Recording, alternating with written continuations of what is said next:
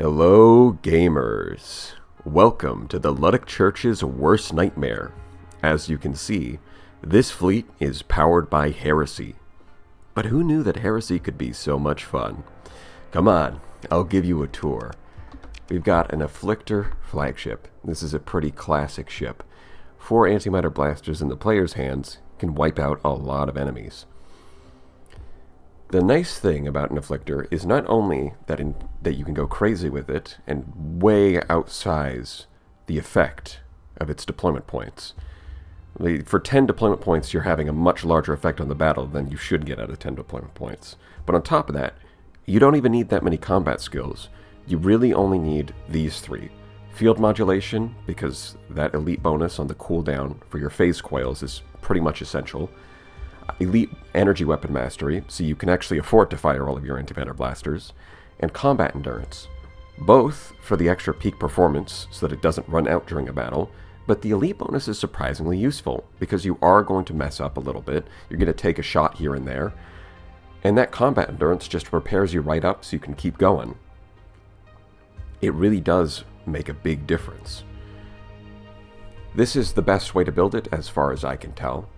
Unless you're a god gamer, you do want these linked. Now by default, it's going to set them alternating. You want these linked because firing them all at once is just so much easier. I don't have the reaction speed to click fast enough and aim them all in that time frame. It's just easier to fire them all at once. And expanded magazines is pretty much necessary for longer battles, because 20 shots are going to run out. 30 shots will get you through some pretty long fights. Maxed out flux capacity, of course, so you can stay phased for as long as possible. And this is paired with automated ships, because one of the downsides of only running 3 combat skills, well, the upside is that if you only have 3 combat skills for your flagship, you can pour more points into fleet-wide bonuses. The downside is it makes cybernetic augmentation weaker. But we're not taking cybernetic augmentation. We're taking automated ships. And being able to spam a ton of frigates is really good. We've got the frigate skills. We've got electronic warfare. So we're getting lots of benefits from having all of these frigates. Normally people love to go straight for the Radiant, or they love to go for Alpha Cores. But in this case, 8 Beta Core Glimmers are going to do really well. This loadout is one of the rare cases where tactical lasers are actually really good, because it's got high energy focus to boost their DPS by 50%. It's got systems expertise, so it can spam high energy focus more often. And when you combine that with all of these on one target, this thing can kill frigates by itself. But if multiple of them, and there's 8 of them, so when multiple focus on the same target, and then they get boosted by entropy amplifier, they can actually melt through cruisers in the right circumstances. So this is a rare case where tactical lasers as a main weapon work really well. And then it's got just enough flux stats to actually fire everything, advanced optics and gunnery implants to make it pretty long range for a cruiser. And of course, the elite bonus here, giving 4% more ECM for every one of these. I believe the fleet has like 55% ECM, so even remnants get completely crushed in the electronic warfare department. And of course, 360-degree shield arc, pretty much necessary. You're going to need that. You want shield conversion, and you want extended shields to get that. These things, being fearless, are going to drive straight up to the enemy sometimes. Sometimes they'll be smart and sit at max range like they should. Sometimes they're just going to drive into the middle of the enemy. And even if they don't, fighters are still an issue. Even if they had like AI that wasn't so reckless, fighters would still be an issue. Fighters can still surround them, and having full 360-degree shield arc does a lot to solve that issue. And then as it turns out, tactical lasers are pretty good at killing fighters. So against fighters, they're not as good as omens, but they are pretty good. And for only 5 deployment points and being able to spam them and still get the officer benefits, because AI cores count as officers for these skills, where normally you're limited to the number of human officers you have. The combination of Wolfpack Tactics with a bunch of Beta Core Glimmers works really well, and you're going to see you shouldn't underestimate beams on the right build. Aside from that, Pirate Afflictors, this is just the way that you really should build them. I don't think that there's any other way that really holds a candle to this. You can do double antimatter blaster, but the AI doesn't use it too well. A lot of the time they unphase too far to shoot their antimatter blasters. Like, they do need at least one so they can actually kill stuff. But that extra range that the Needlers have, and the fact that it's kinetic damage because they love to shoot into shields when they don't have to, it ends up making them a lot more effective. For the player, you don't need those, but for the AI, they end up wasting a lot less time and actually doing a lot more damage. Elite Combat Endurance and Damage Control helps their survivability a lot, because they can repair through the combat.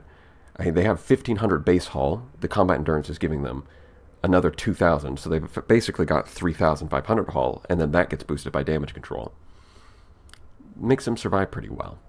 Elite Field Modulation is pretty much mandatory, and then other than that, you've got some obvious choices like Target Analysis, Helmsmanship, Systems Expertise. Overall, pretty good. This guy, under AI control, these things can get into trouble, but with so many ships on the battlefield, there's the nice thing of just having sheer volume of glimmers is it takes pressure off of your other ships. Like, if the enemy has a phase lance and they're aiming at the harbinger, it just sits in phase and kind of wobbles back and forth because it's trying to dodge. Because for whatever reason, the harbinger thinks it's an afflictor. It thinks it's got the speed to outmaneuver their guns, and it doesn't. And then it just ends up using all of its hard flux, and now it's stuck and it's in a bad spot. When you've got a ton of glimmers, it doesn't really happen. The enemy gets distracted too easily because there's so many targets for them to shoot at, which then actually gives the harbinger an opportunity to unphase and demolish the enemy with triple phase lance. Plus phase anchor, so the AI can actually use this combination really well as long as the enemy isn't pointing their guns at it, where it'll phase, fire them, unphase. I got the order wrong. It'll unphase, fire them, phase, and then go back, fire them, and it does that as fast as possible. It machine guns them down with these phase lances. That's why it doesn't need high scatter amplifier. It actually uses them well enough that it overwhelms their shields with pure soft flux. Instead, getting the range bonus from advanced optics helps mitigate the whole AI issue I was talking about. Doesn't completely solve it, but makes it less of an issue. Here I've got Elite Helmsmanship to try and maximize its speed. Energy Weapon Mastery. I mean, you could toy with these skills a little bit. Maybe Energy Weapon Mastery isn't necessary. I grabbed it because extra damage. Even at max range, it's still getting some benefit out of it. For the Paragon, I've opted to ignore the kinetic damage that you would usually get in the Universals and instead go all in on auto lances. The flux savings and the ordnance point savings help me get into like heavy armor and impact mitigation on top of having really good shields. This is because the Paragon is acting as the centerpiece of this fleet. This fleet is a deathball fleet. If you've ever seen a remnant fleet where they've got one Radiant at the center and they've got 1,000,000 ships surrounding it, we're doing that but with human ships. And a few beta cores here and there. It's the same strategy. We're going to deathball around the Paragon and have the Paragon drive straight at the enemy while being supported by a ton of beams and a ton of fighters. And it's going to kill the enemy because it's really good. So it doesn't need as much kinetic pressure itself because it's constantly surrounded by a lot of other ships. Instead, having all of this finishing power and having this extra durability, that seems to work pretty well. For the herons, the best weapon here is a resonator. Every test that I've done, resonator seems to be the best choice, but if you haven't killed Omega yet, hypervelocity driver will do alright. The only thing you would change here is you'd switch from ballistic mastery and get missile specialization instead. Other than that, I've tried to give it really solid point defense coverage because your phase ships are pretty vulnerable to fighters, and remnants can spam fighters under... If they have a bunch of scintillas on the field, you're going to be swarmed by them. So having a bunch of burst lasers with extra damage from turret gyros, extra damage from point defense skill, and very long range helps create a field where they just obliterate enemy fighters. So not only are they bringing you fighters, they're also obliterating it. They're demolishing enemy fighters. They're pulling double duty here. Now, this one officer here is actually a mercenary, because I've got 9 ships that need officers, and only 8 officer slots. The nice thing about the herons is that, strictly speaking, they don't need like a perfect skill set. See, we've got missile specialization instead of systems expertise, which is not doing anything. Doesn't have any missiles, but it also doesn't matter. Because the main reason to put officers in these guys is it increases the effectiveness of carrier group, and it increases the effectiveness of fighter uplink. Sure, the mercenary's got suboptimal skills. As long as this mercenary's not reckless and driving up to the enemy, then the skills don't matter too much. Yeah, that covers all of the loadouts for the ships. Now let's see how they actually perform in live combat. Got 206%. This would be a little bit higher if I didn't have the mercenary officer, because one of the big things that contribute to how much additional XP you're getting is your officer count and your officer levels. So if you drop the mercenary officer, you make one of your herons kind of weaker, but you get a little more bonus XP. Just a little detail there. It's not super important. Alright. So for starters, let's take my flagship. I'll have the autopilot take me over there. I'll send the other afflictors to the far side to capture this. 1 glimmer here, 1 glimmer here.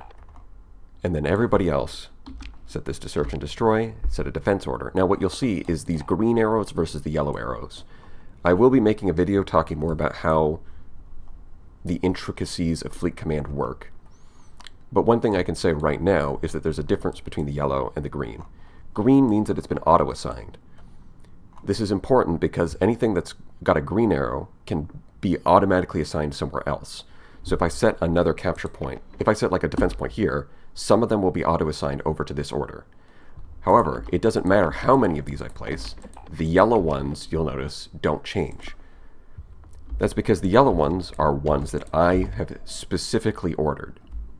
Anything that you specifically order is going to be yellow, and that means that it cannot be changed automatically. You have to do it manually.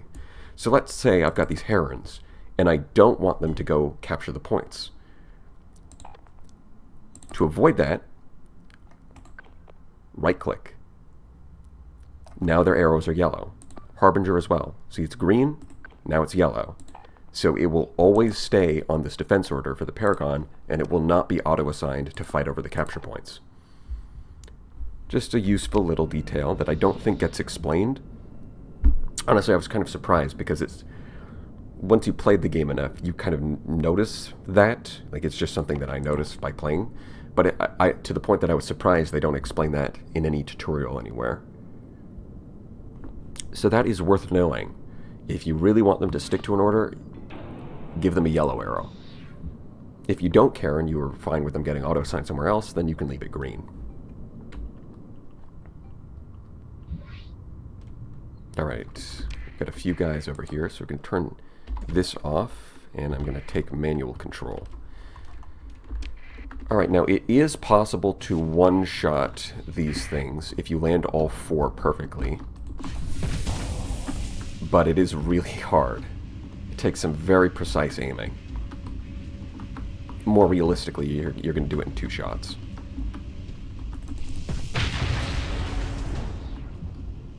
There we go, electronic warfare letting me capture that very quickly. You guys can kill that, we can cancel this order, and we can just deploy the remaining 2. Have you guys do this, just like that.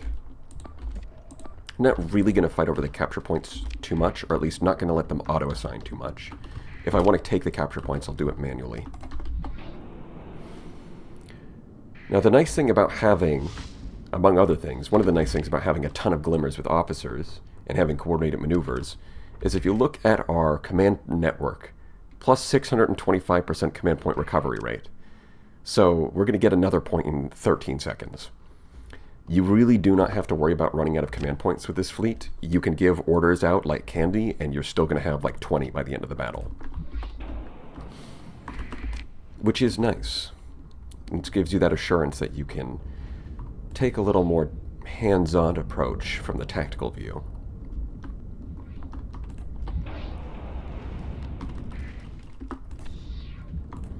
Honestly, I really wouldn't recommend this kind of deathball fleet unless you're in a phase ship, partly because there's just so many of your own friendly ships around that you're going to run into them, and being able to just phase through them instead, it's a little bit less stressful. A little bit less collisions are going to happen.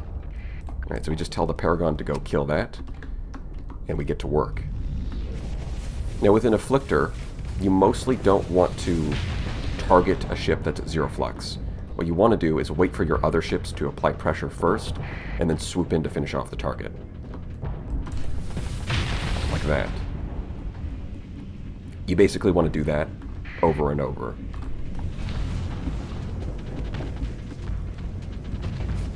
Man, look at all of those fighters. Isn't it beautiful?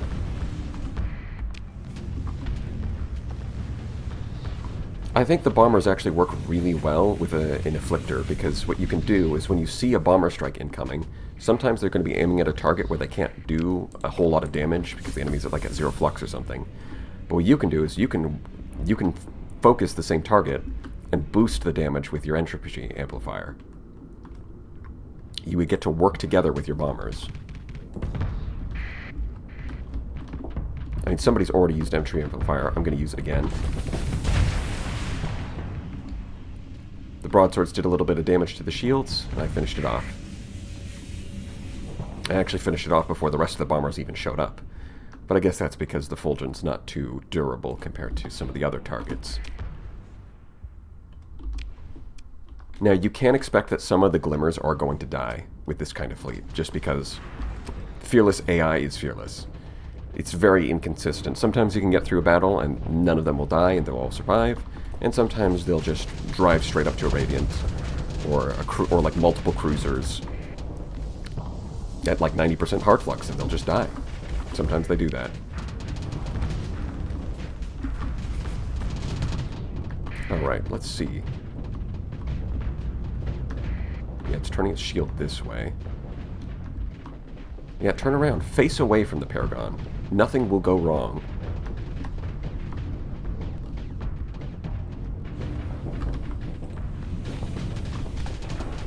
Let's see. Where's the Harbinger? You are really far out there. The Harbinger, in a lot of ways, is your best friend, because you can take the Harbinger and say, okay, kill this, and then you can roll up and help them out. An Afflictor and a Harbinger coordinating their attack is very deadly. Watch this. Wait for him to unphase, boost the damage. He's going to face his shield towards me. I don't even have to use my ammo. Just let the Harbinger do all the work.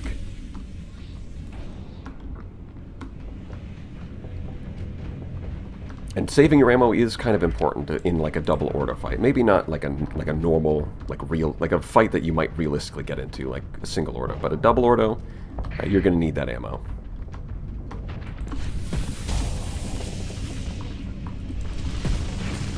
Alright, and I've overloaded it. The bombers are coming in, boosted by targeting feed and boosted by entropy amplifier. That's some pretty good damage. Yeah. You are in a little bit of trouble. That's something that's easily fixed. It's very easy to distract them with an afflictor.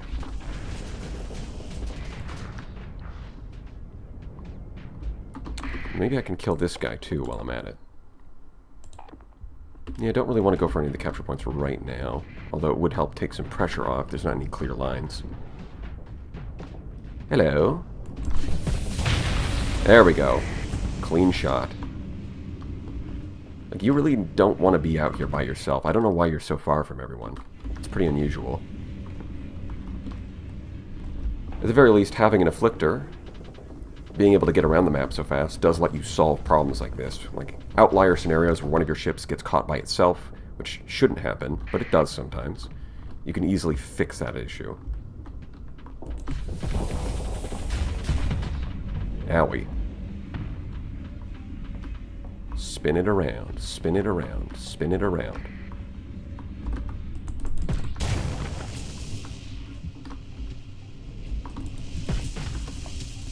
If I have to, I can order somebody else to come along and help finish off this target. It's See, how are you doing? This looks pretty chaotic. Alright, I'm going to drive up here now. Have fun. Bye.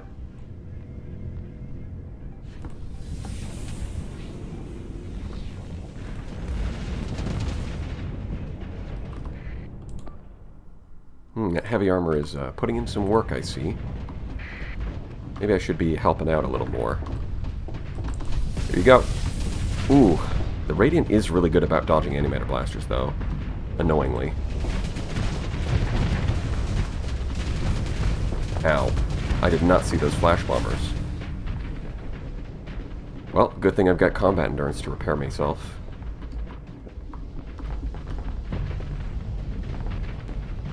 See if I can harass the AI a little bit. Oh, here come bombers. There we go. Just use the entropy amplifier and attack them from the other side while the bombers are coming in. Radiant taken care of. That's actually some of the worst damage I've seen on a paragon. At least in a 1v1 against the Radiant. Usually it crushes it. But I guess usually I'm closer by to help. A little entropy amplifier goes a long way. Let's see if I can finish you off. Oh, no, the Harbinger's got this. Kill him. Prank him, Bob. Yeah. Wow, it survived. Hold on. Yeah, if you ever feel like your bomber squadrons aren't doing enough damage, try pairing them with afflictors. Or try piloting an afflictor, and then using your entropy amplifier right as the bombers come in to do their strike. It is very satisfying. Alright, so we can... Hold on.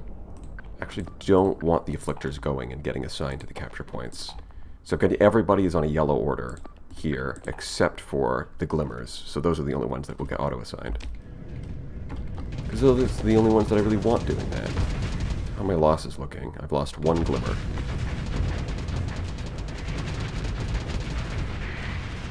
And there's a second glimmer. That's just bound to happen.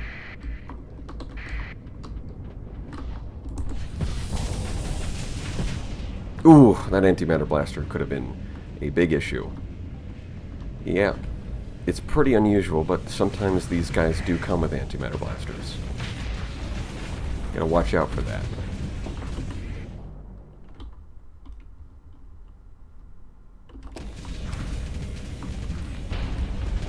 Oh god, it's just complete and utter chaos. This is what Deathball feels like.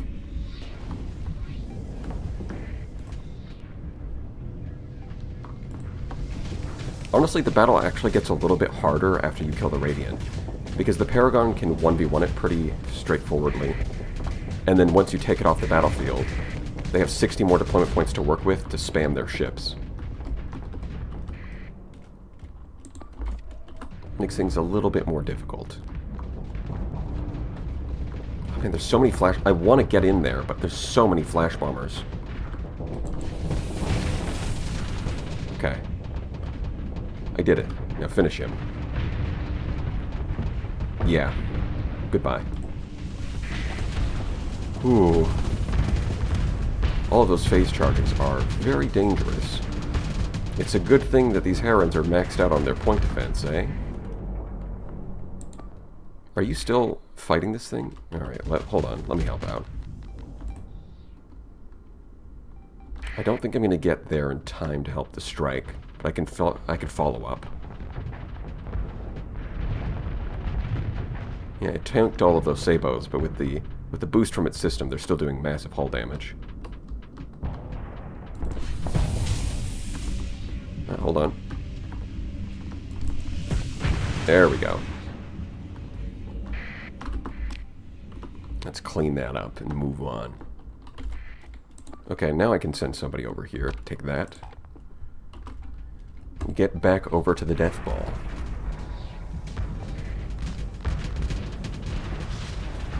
I see you've spammed flash bombers. Say hello to burst lasers, fool. Plus a couple mining lasers, just to fill out those extra slots.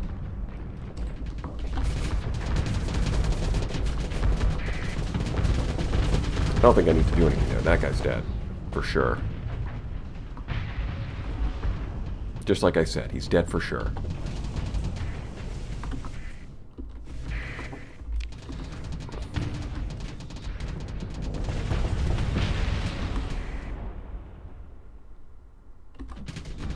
I'm going to go over here. Yeah, that's pretty high flux. Let's see if I can do some damage. Yeah, you're going to be fine. Don't want to die, so let's try and do this real quick. There we go. Let's see if those Atropos get in. Wait. Oh, it barely survived. Wow. That was close. Tachyon Lance, that's a little scary. Let's remove you from existence. That's one less Tachyon Lance I have to worry about.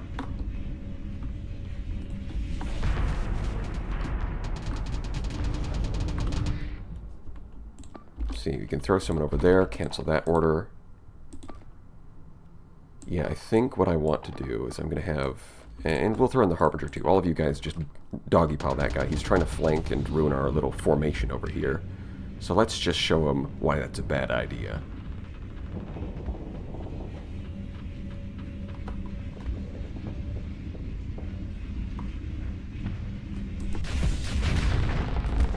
It scared me for a second. You flew right in the way of my antimatter blasters. Perfect. Okay, and all of you can now go here. We can cancel this. That's excellent. This thing's almost dead.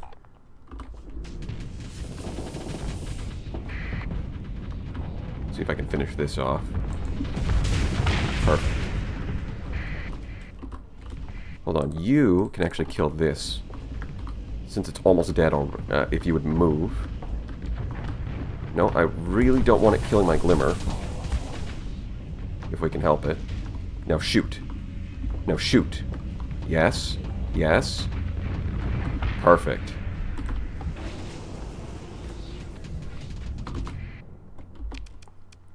It looks like we've lost 3 glimmers, and that one almost died. But it will repair. They do have combat endurance. So if we can help finish this off. It's another one down. I have no idea what you're doing all the way out there. You need to move downwards immediately. Let's see. You guys can escort it, so hopefully it gets back safely. But I've also got to get my little afflictor over there, because... What are you doing? I might want to change these over from steady to cautious, because this is a little weird. Maybe it had like a target that it thought it could kill, and so it got into burst laser range. Maybe. Did you just Tachyon Lance your... Alright. I'm not going to complain.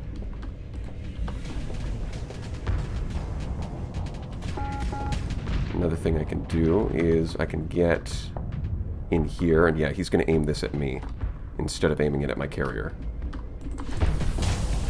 Overload you. Yep. And now the AI is going to chase me around, and now its friend is blocking his line of fire. Perfect. Let's see.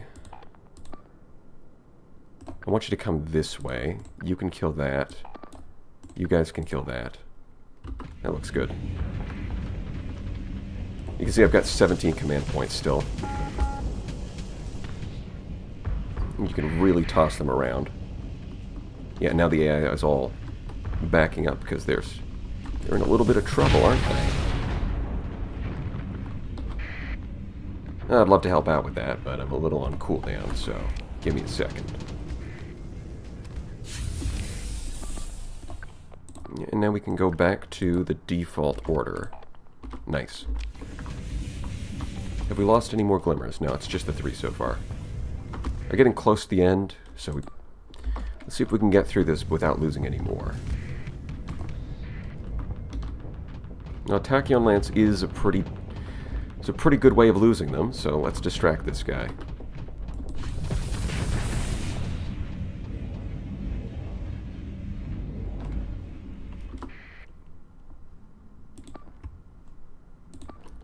it looks like they've stopped spawning in, so they're running out of ships, and I'm going to remove the defense order and let everybody kind of roam around and finish off the stragglers.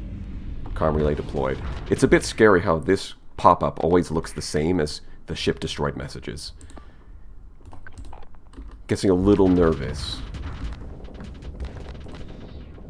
It'd be nice if there's a little more differentiation there. So they don't. Ah, there, see? There we go. Now we're down to 4 glimmers.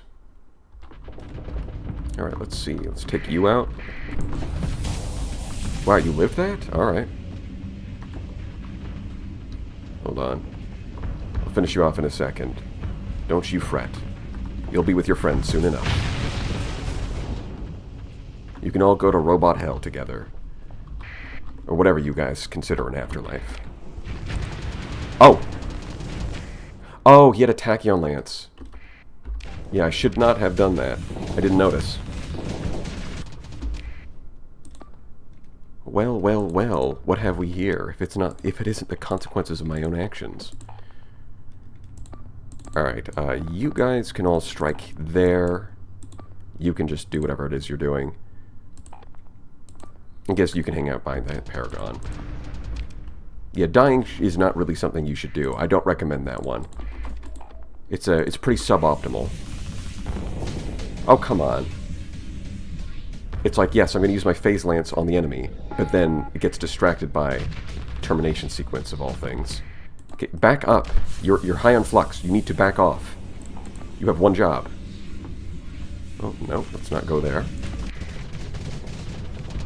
Combination of beam pressure and fighters. Feels pretty good. Oh, hold on. Yeah, get out of there. You see, take some distance. Yeah, you're doing fine. And you guys should really help out over here. This thing's distracted. It's all the way over here. It's isolated. And you 4 can swarm that one.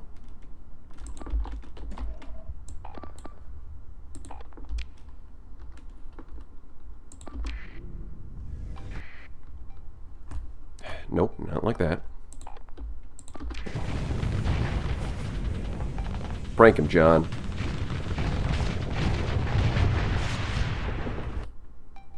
That feels pretty good. Yeah, and the 4 of you guys can completely outmaneuver one of these. And then you can do it a second time.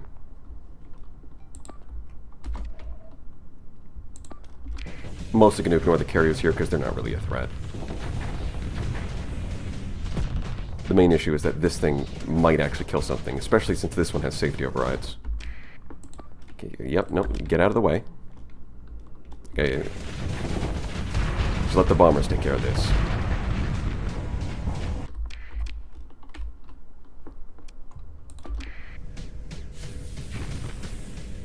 Okay, ooh, the graviton's going to do it? Yes, they are. Yeah, kill that. Yes, force it to turn around. Boom. Beautiful.